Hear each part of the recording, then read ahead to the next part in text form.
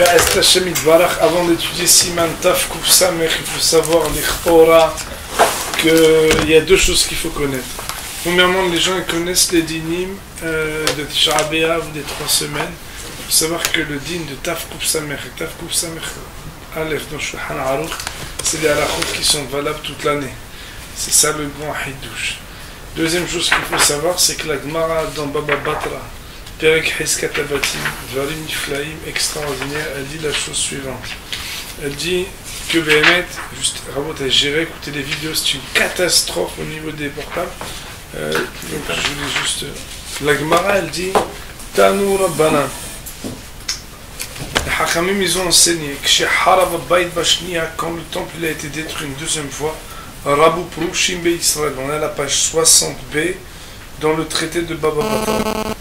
Alors à partir du moment où le deuxième temple a été détruit, il y a beaucoup de pharisiens, Prushim c'est les pharisiens, ça veut dire les juifs comme nous, que Shelo Le'echol Basar, ils se sont abstenus de manger de la viande depuis la destruction du temple, Velo Lishtot Yain, et ils n'ont plus bu de vin du tout.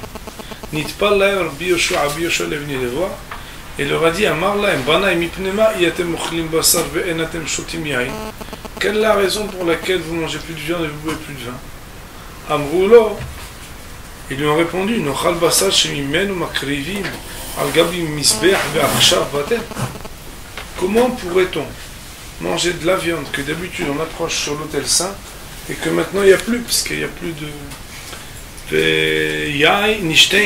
Comment c'est possible d'imaginer qu'on va boire du vin que d'habitude que d'habitude on fait des libations sur l'autel saint avec le vin et que maintenant il est annulé, et c'est pour ça qu'on ne mange plus de viande et qu'on ne boit plus de vin. Amar Lahem, il leur a dit Imken Lehem lo nochal, si c'est comme ça vous pouvez manger de pain non plus, parce que les faris alors ils ont été annulés aussi. Alors vous allez me dire Fcharbe Perot, vous pouvez manger des fruits quand même. Perot lo nochal, c'est pas possible de manger des fruits non plus. Pourquoi? Parce que les prémices ils sont plus approchés au temple. Fcharbe Perot Aherim, vous allez me dire bon, on va manger les fruits des autres. Parce que les pikurim c'est pour tes propres fruits, c'est pas pour les fruits des autres. Ça veut dire quoi? Perot Aherim, il dit Rashi Kadosh. Parce que c'est pas Shiv'at Aminim. Donc ça veut dire les autres fruits, pas les Shiv'at Aminim, parce que Rashi Kadosh, c'est Rashbam ici, il dit She'en Mevim Bikurim et la Shiv'at Aminim. Alors il dit, mais Maim lo nishte, il faudra pas boire de l'eau non plus. Pourquoi? Parce que les libations d'eau sur le Beth Mikdash, dans le Beth Mikdash, sont été annulées. Chatkou. Là ils se sont tués, ils se sont vus que c'était impossible. Amar Lahem Banai, il leur a dit, mes enfants, Bou ve'omar lachem. Regardez maintenant, je vais vous dire ce qu'il faut faire. Shelolit abel kol ikar, de ne pas s'endeuiller du tout. Iyepcha, c'est impossible. Pourquoi? Shekvar nigzera gzera, parce que vous avez déjà commencé quelque chose. Ou lit abel yoter midai, mais le faire trop. Iyepcha, c'est pas possible. Pourquoi? Shen gozrim gzera ala tzibur, parce que be'emet, on ne peut pas décréter sur la communauté. Et là, que un décret et des habitudes que la plupart des gens peuvent tenir. Or ici, manger que les fruits qui sont pas shirat aminim, ne plus boire d'eau, de viande, de fruits shirat aminim, de vin, etc. Alors quoi? Et la kah amrou hachamim. Mais alors hachamim, ils ont dit voilà qu'est-ce qu'on va faire. Et c'est là où il y a marqué les dinim sad adam et beto besid, etc. Autrement dit, comme préambule à la halakha de Taf Kuf Samech, il faut savoir que si on avait la possibilité, normalement on aurait dû ne plus manger de viande, ne plus boire de vin, ne plus boire d'eau, ne plus manger du pain, et ne plus manger Shiv'at Aminim, et ne manger que les autres fruits et rien d'autre.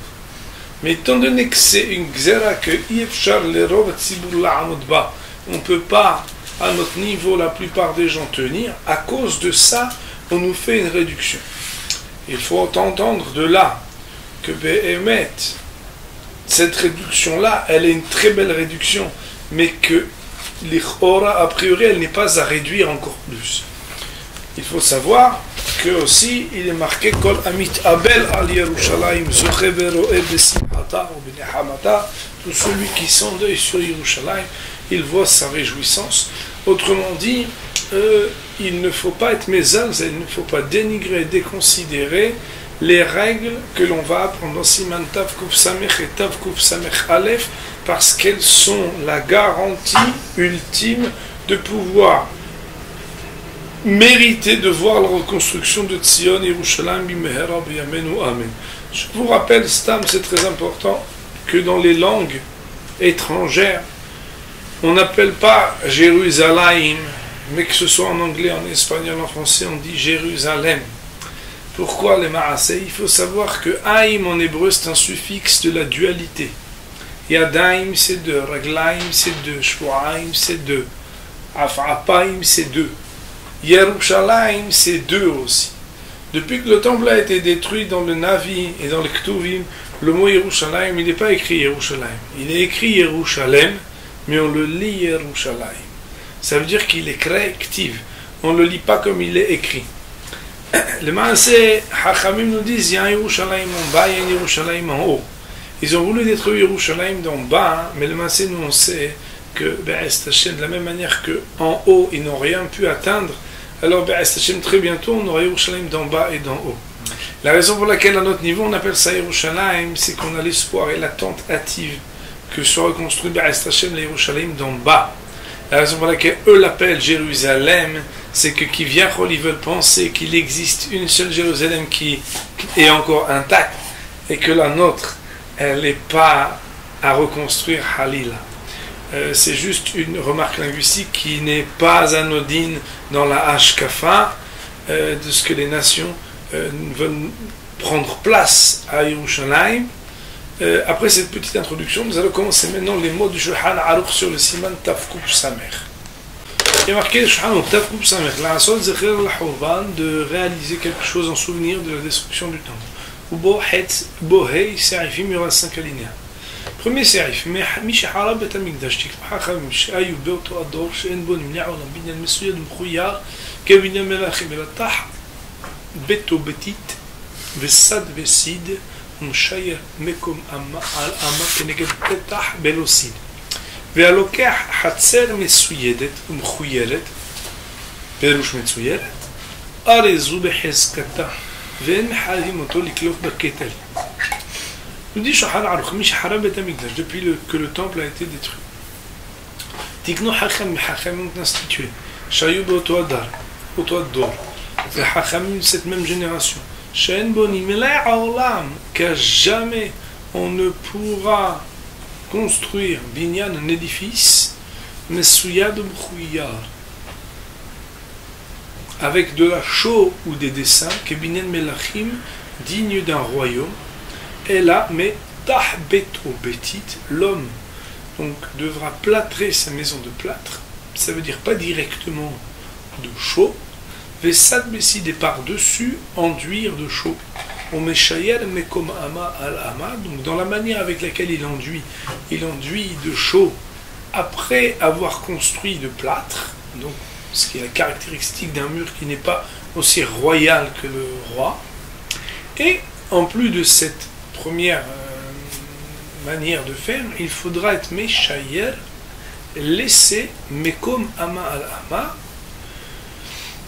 une place de une Ama sur une Ama, c'est une mesure qu'on verra entre 48 cm et 58 cm donc au carré, Keneged Petah en face de la porte, Belosite, sur laquelle il n'y aura pas de chaux. Nous dit le Shulchan Aruch, avant que nous n'entrions dans les paroles du Mishnah Brura, celui qui fait acquisition d'une cour. Ici, cela ne veut pas dire uniquement une cour, mais on verra que cela voudra inclure ici même des lieux qui ne sont pas des vraies habitations maisons, mais par exemple des lieux habitables qui sont des lieux de passage, pas des habitations fixes. Alors, celui qui en acquiert, avec de la chose, c'est-à-dire pas comme le Shulchan Aruch demandait, ou bien avec Kiyurim, c'est quoi, nous dit le rameau entre parenthèses, Pirush Metsuyeret, ces sortes de dessins comme on peut voir sur les vitraux, alors très bien dessiné, très bien. Elle pourra rester telle qu'elle était,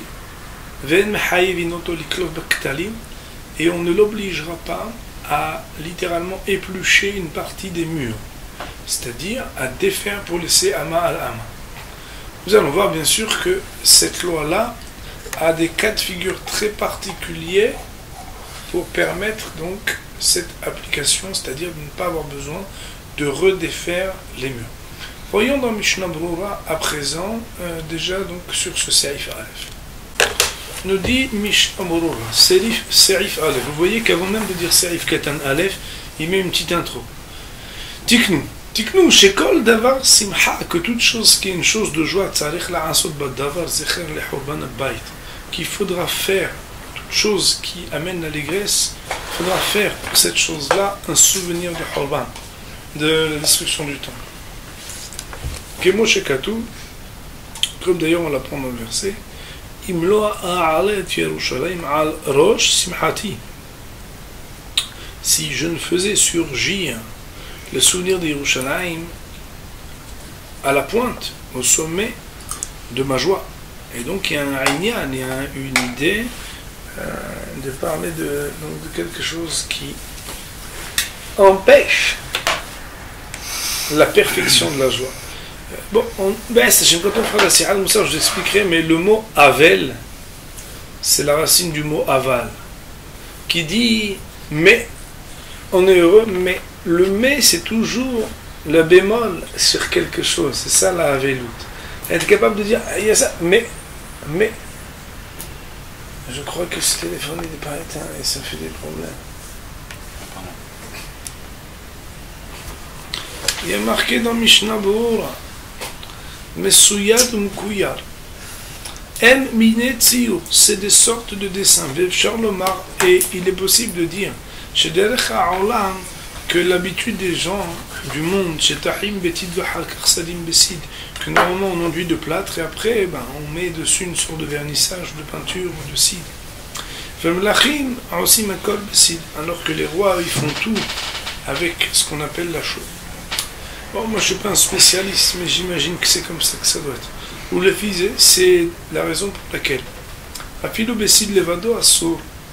Même s'il n'y a que de la chose, ça serait interdit. On dit Kamar Shen Bonim, Le'olam Binyan, etc. Et quand il a dit, je serai un autre citant le Rambam, Le'olam, jamais on pourra construire, etc. Mashma, lui comprend le Mishnah que le mot Le'olam veut dire D'afilo alidishiur ama alama que le Le'olam il veut dire qu'il n'y a jamais de réserve émise. Que si d'abord tu mets du plâtre, après tu mets du cide, alors si tu laisses un mal à la main, ça serait permis. Alors que si c'est construit en cide lui-même, ce serait l'éolam interdit, ça veut dire que là, le shiur, la permission de ama à la main ne change de rien. Et voici que Yosef Karo, l'auteur du Shulchan Aruch, a copié-collé le langage du Rambam. Aval da'at tour. Mais il faut savoir qu'il y a une opinion, l'opinion du tour,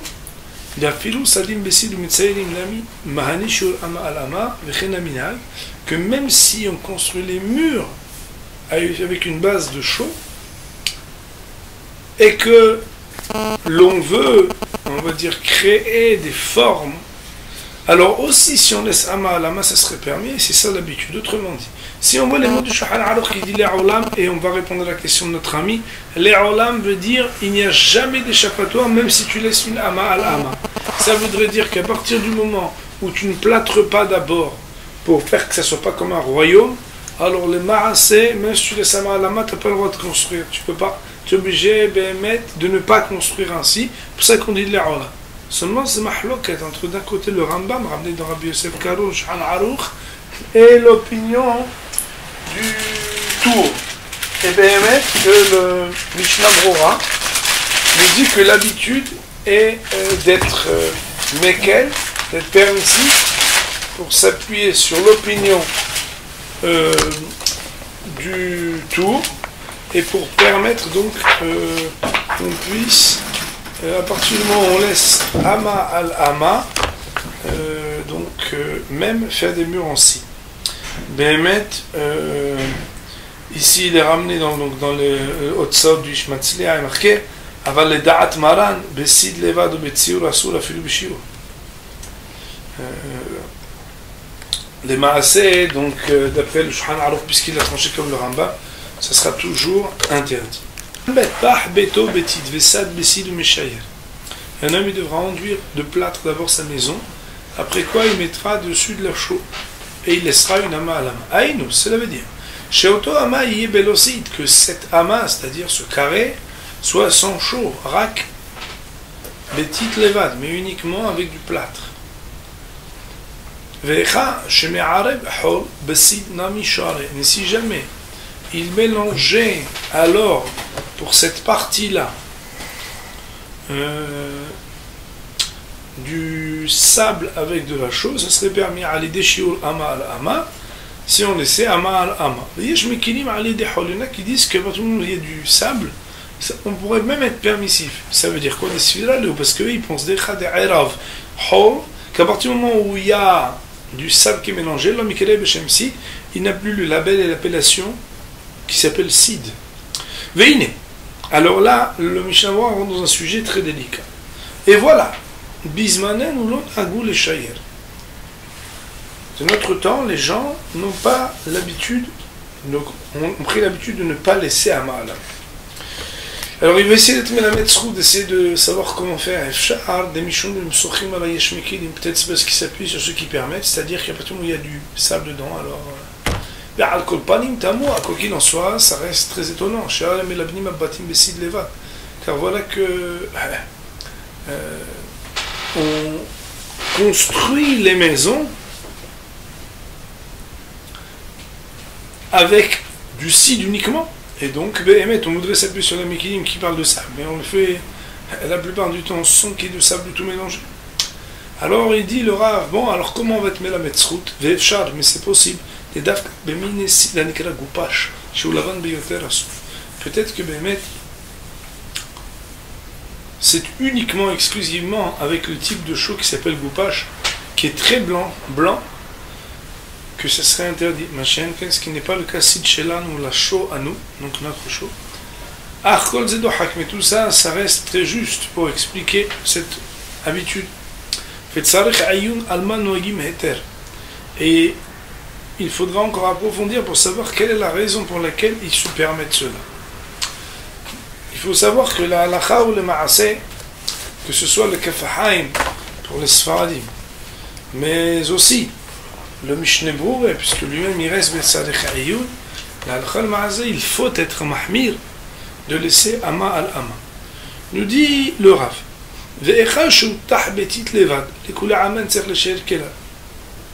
bien entendu, à partir du moment où il laisse la maison plâtrée et rien d'autre que du plâtre, d'après tout le monde, il n'y a rien besoin de laisser, puisque le simple fait de laisser en plâtre, alors ça serait déjà la raison qui rappellerait le temple et qui met en avant une sorte d'imperfection. Il y a marqué Keneged Apetah dans Seif Keten Gimel. Aïnou Nochach Apetah, ça veut dire en face de la porte. Kadesh Yera Miyad Sheikanes Bapetah, afin que ça soit visible immédiatement lorsqu'il rentre à l'intérieur. L'idée c'est que quand un homme il rentre chez lui, alors la mezouza lui permet de savoir qu'il y a la shrina shora qui ne peut pas se permettre de se comporter n'importe comment quand il est chez lui, et quand il voit Amalama, qui comprennent que malgré Baruch Hashem, une belle maison et tout ce qu'on veut, il existe encore une aspiration, qu'on attend quelque chose dans l'histoire d'Aram Israël qui n'est pas encore avéré. Il y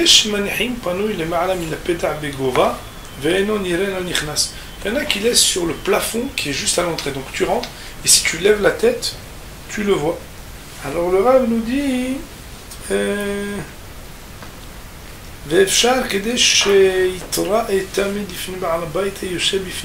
peut-être que la raison pour laquelle ils font comme ça, c'est parce qu'en fait comme ça quand il est assis, alors comme c'est au plafond il pourra toujours le voir.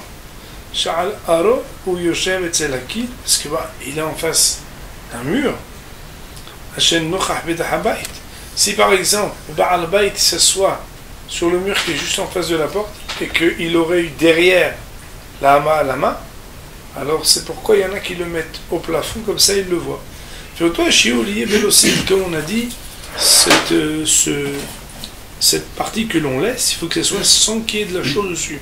Au-delà, et pas comme ceux qui la font d'une autre couleur, en la peignant par exemple en noir, et c'est ce qui s'appelle aussi tsiour, et donc on n'aurait pas honnoré ce qu'il fallait pour faire donc la ama alama. Il y a des endroits chez Osim Shahor qui le font en noir, et qui écrivent dessus donc Zecher le Hurban en souvenir du Hurban. Je ne sais pas si vous voyez dans Seif Ketanhed, dans Shahar Tzion, la deuxième ligne, regardez en bas à Boudaï, il dit Av de Haya Adam Mahmir Gambezé, même que le Haya Adam il dit que normalement il ne faudrait pas faire comme ça, d'écrire avec faisant en noir écrire Zecher le Hurban, mais comme malgré tout on ne peut rien dire à ceux qui le font. Du fait que l'Yarabba il a mis en du Aguda que Béhémet tu aurais sur quoi s'appuyer de faire ainsi. Reprenons la Mishnah Brura. Et ceux qui mettent des sortes d'ornures de tissage tout autour de leur sur les murs de la maison. Shel Gamken Ama Alama, il faudrait qu'il laisse aussi Ama Alama. Autrement dit, même si quelqu'un met du papier peint ou de la tapisserie, il devrait laisser Ama Alama. On va voir tout à l'heure ici un résumé des dîmes. On avait dit que si Béhémet, c'est le Dalet, si Béhémet on l'a acquis ce bien et qu'il était déjà fait comme ça, alors on n'aurait pas besoin de le défaire. Il dit le Mishnabo de Talina Shna Sebelakum ou les Kahaïsraëmen. Parce que Béhémet, on se dit et on fait dépendre que c'était Béhémet construit par un non-juif, juste que c'est un juif qui l'avait acquis de lui. Mais il y a d'où Ashela Beyad Israël Beissour. Mais Béhémet, de là il ressentirait que si jamais il est certain, il est sûr que ça a été fait construit par un juif de manière interdite, Hayav Liklof Ama al-Ama, il faudra enlever une ama sur une ama. Mais tout ce qu'on a dit qu'on pourrait se permettre de ne pas le refaire, c'est uniquement lorsque ça reste établi. Mais lorsque par exemple le mur il est tombé, même si Béhémet au départ c'est la maison d'un non-juif, dans les mains d'un non-juif ça veut dire que ça appartenait à un non-juif, celui par exemple qui l'a construit, mais quoi qu'il en soit quand il fait la rénovation, mais les shayar il sera obligé de laisser le shi'our. Voyons sur cette partie-là, le ma'asé des dynimes importants. Il faut savoir que la loi de laisser Ama à la main ne dépend pas si on habite Yerushalayim ou l'extérieur de Jéru, elle est Israël ou Haaretz. Dans tous les cas de figure, on est obligé de laisser Ama al-Ama. Et les ma'asé des gens sont très méquirim là-dessus. Maintenant, il y a une ségoula qu'il faut savoir. Badouk, kol bait shesh bo ama alama mekulaf kedino, oto bait lo yaharev le'olam. Il y a une ségoula que tout celui qui laisse ama alama, sa maison ne sera jamais détruite et les gens qui habitent dedans, ils ne seront jamais chassés. C'est une ségoula qu'il a ramenée au nom du Mou'ad Leikol Hay, un rave qu'il était à Izmir. Maintenant, il faut savoir que s'il y a un problème de shlom bayt à cause de ama al-ama, alors on pourrait être méquet de ne pas laisser Ama al-Ama pour pas qu'il y ait un problème de Shlom Bayt. Pourquoi Rabotai? L'important c'est pas les murs de la maison, l'important c'est le shalom qu'il y a dans une maison. Quoi qu'il en soit, si malgré tout elle accepte, ou il accepte, puisque ça peut venir des deux côtés, que ça soit peint de couleur, dans un cas pareil on s'appuiera sur ceux qui permettent de faire une petite couleur, Zahir al-Hurban, quelque chose qui symbolise. Mais non. Si quelqu'un a plusieurs pièces dans la maison, même s'il y en a qui sont mahmédines dans chaque pièce de laisser Ama al-Ama, la halakha al-Ma'asson peut être méquel de laisser que à l'entrée. Moi j'ai déjà été dans une maison, il y avait Ama al-Ama dans chaque pièce. Mais non. Il faut savoir que Mahaloket à Poskim, combien c'est une Ama? Hazonichi dit 58 cm sur 58, mais la halakha al-Ma'asson on est méquel, parce que c'est un dinon puisqu'il est des Rabbanan, 48 cm sur 48 cm. Il faut que ça soit absolument carré et pas rectangulaire. Dernier point qui est très important, on a dit que si quelqu'un, non pas dernier point, avant dernier point, on a dit que si quelqu'un a des tapetim, alors il doit aussi enlever le tapetim, mais aussi gratter pour qu'il n'y ait pas l'enduit qui soit sur les tapetim. Maintenant, si quelqu'un il loue une maison, Alors le Maasé, il est embêté. Alors il va savoir comme ça. Celui qui le prend d'un goy, alors si Behemet chaque année il l'enduit, eh ben, il faudra qu'il laisse sans enduire une partie. Si il le loue d'un juif, et que le juif il n'avait pas laissé, alors il n'a pas le droit de laisser à la main sans en parler avec son propriétaire.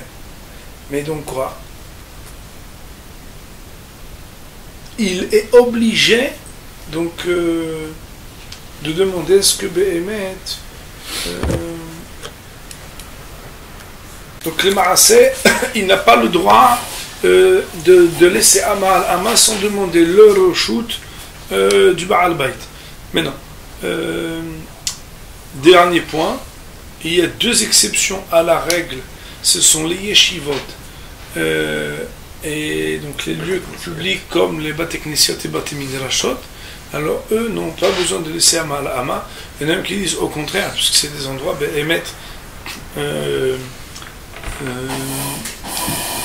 c'est des endroits qui représentent, on va dire, les seuls lieux qui sont des lieux, on va dire, où on est là où on doit être. Alors, qu'on n'aurait pas besoin de laisser à la main. Alors, on va dire sur ce saïf, Baruch Adonai Le'olam, Amen ve'Amen.